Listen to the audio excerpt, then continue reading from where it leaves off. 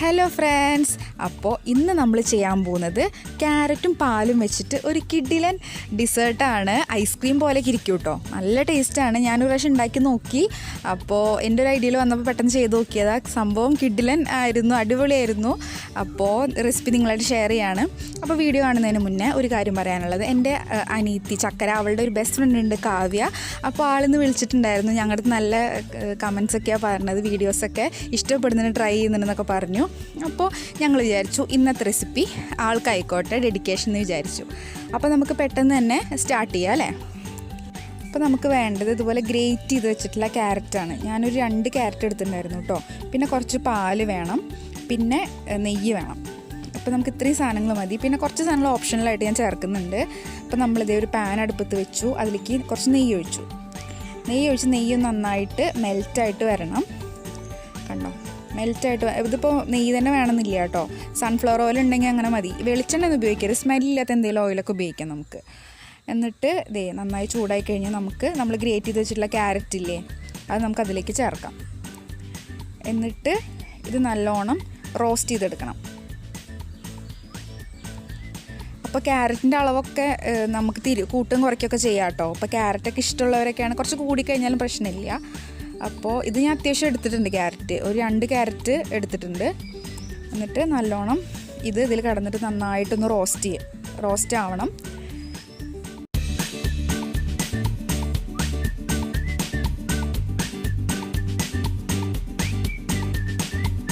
അപ്പോൾ നമുക്ക് ആ സമയത്ത് ഒരു ഇത്തിരി പാലെടുത്തിട്ട് അതിലേക്ക് കുറച്ച് കോൺഫ്ലവർ ചേർക്കുക കേട്ടോ. അപ്പോൾ കോൺഫ്ലവറിന് വരെ മൈദയിലും കുഴപ്പമില്ല. എന്നിട്ടിത് നന്നായിട്ട് ഇങ്ങനെ കലക്കി വയ്ക്കാം.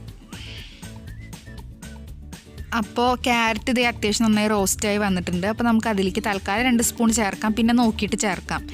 അപ്പോൾ ക്യാരറ്റ് ഒരു 10 മിനിറ്റ് ഞാൻ ലോ ഫ്ലെയിമിലിട്ട് നന്നായി റോസ്റ്റായി ഉണ്ടായിരുന്നു, കരിയാതൊക്കെ ശ്രദ്ധിക്കണം.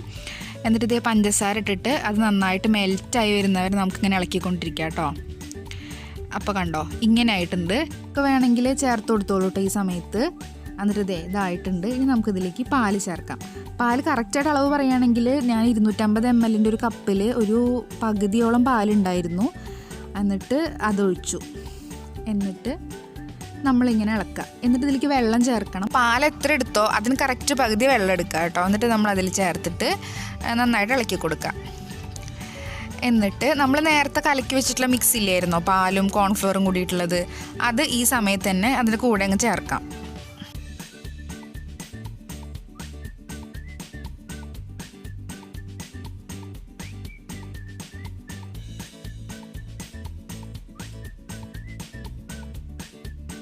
ഇതിലേക്ക് നമുക്ക് ഒരു 2 ഡ്രോപ്പ് വാനില എസൻസ് ഒഴിക്കാം. ഏലക്കപ്പൊടി എല്ലാം കുഴപ്പമില്ല. എന്നിട്ട് നമ്മളിത് ഇളക്കി നന്നായി കുറുക്കിയെടുക്കണം കേട്ടോ. നല്ല സമയം എടുക്കും, ഒരു 10-15 മിനിറ്റ് എടുക്കും. നന്നായിട്ട് കുറുകിയ പരുവാവണം.